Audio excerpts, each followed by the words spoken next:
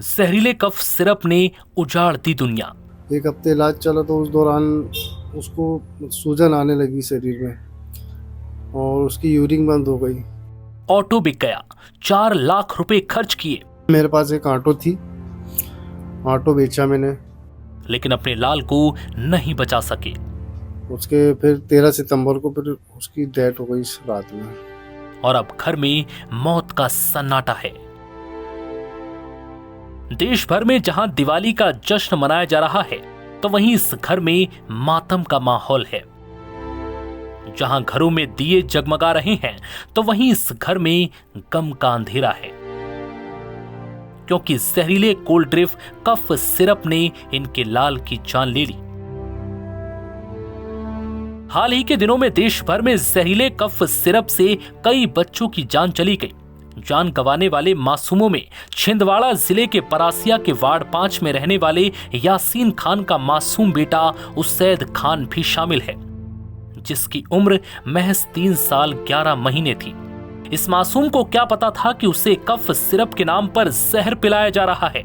दवाइयों पर आंख बंद कर भरोसा करने वाले यासीन खान को जरा भी अंदाजा नहीं था कि वो अपने लाल की खांसी बुखार को ठीक करने के लिए जो कफ सिरप लेकर आए हैं, वो किसी जहर से कम नहीं है।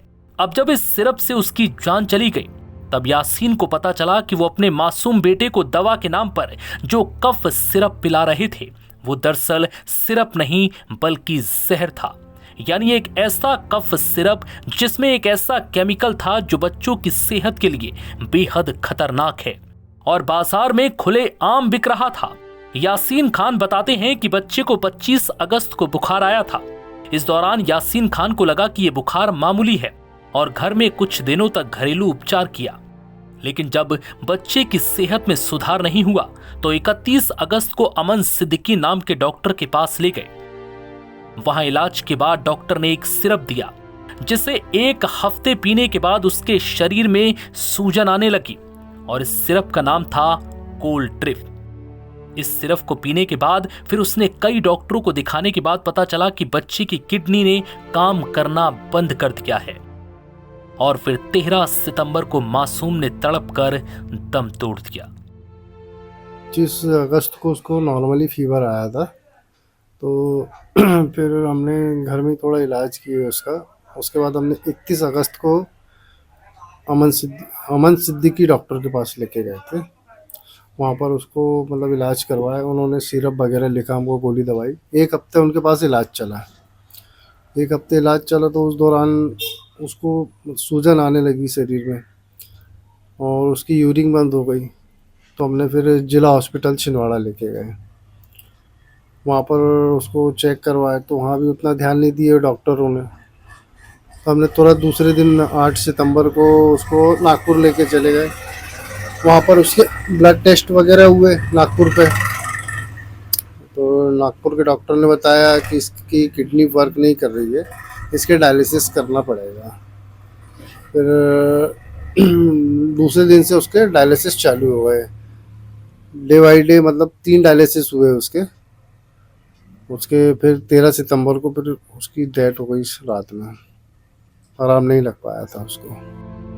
यासीन खान बताते हैं कि उन्होंने अपने 3 साल 11 महीने के बेटे को बचाने के लिए अपने ऑटो और जेवर तक बेच दिए। यहाँ तक कि जितना कैश था सबका सब उन डॉक्टरों की फीस पर लुटा दिया,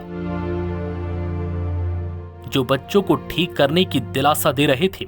लेकिन तब तक ये जहरीला सिरप उनके बच्चे को पूरी तरह से अंदर से जकड़ चुका था।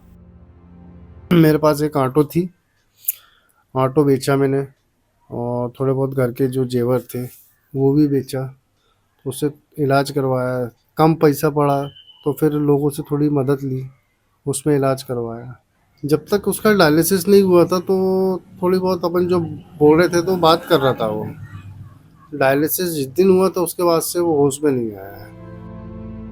यासीन खान बताते हैं कि उनका 3 साल 11 महीने का बेटा बोलता था कि पापा मैं बड़ा होकर पुलिस वाला बनूंगा, लेकिन इससे पहले ही चंद पैसों के लालची और बच्चों की जान से खेलने वाली दवा कंपनियों ने उसकी सांसें छीन ली। पुलिस वाला बनूंगा या डॉक्टर बनूंगा या पुलिस वाला बनने की इच्छा थी उसकी।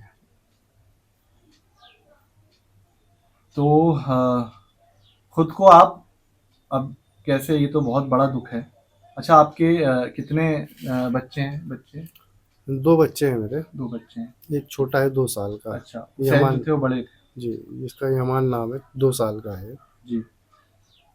तो बच्चों का वैसे खोना तो उसको कभी भूला नहीं जा सकता, लेकिन आप लोग किस तरीके से याद करते हैं? कौन सी वो घटनाएं हैं जो बहुत ज़्यादा याद आती हैं उस वक्त की, कि कोई नटखट चंचल घटना या कोई मस्ती वो करता था जो? वो तो सर सारी चीज़ें याद आती, याद तो करने की बात ही नहीं, वो तो भूला ही नहीं है अभी तक के, तो याद की तो बात ही छोड़ो, अभी तक भुलाए नहीं है ना। हर घड़ी हर पल में ही याद आती है वो तो, अंदर से जाओ बाहर से आओ तो हर समय याद आती क्या स्कूल में एडमिशन करा दिया था है। आपने? जी, नर्सरी जा रहा था, अच्छा। 2 महीने हुए थे स्कूल जाने को उसको। हालांकि यासीन खान के साथ हुई इस घटना के बाद लोग उनकी मदद को आगे आए और उनका बिका हुआ ऑटो वापस दिलाया। अब इन मासूम के दादा दादी भी गम में है। बाद में किसी को पता चला तो आपकी कुछ मदद की किसी ने ऑटो वापस दिलाने जी में? जी, ऑटो वापस दिलवाया हमको। अच्छा जी। तो उसके दादा दादी, उसके नाना नानी, उसके बच्चों को, क्योंकि इनसे लगाव बहुत ज़्यादा होता है, हम्म तो वो जैसे मैं देख रहा हूँ दादी हैं मेरे ख्याल से, वो पास में ही हैं। हम्म।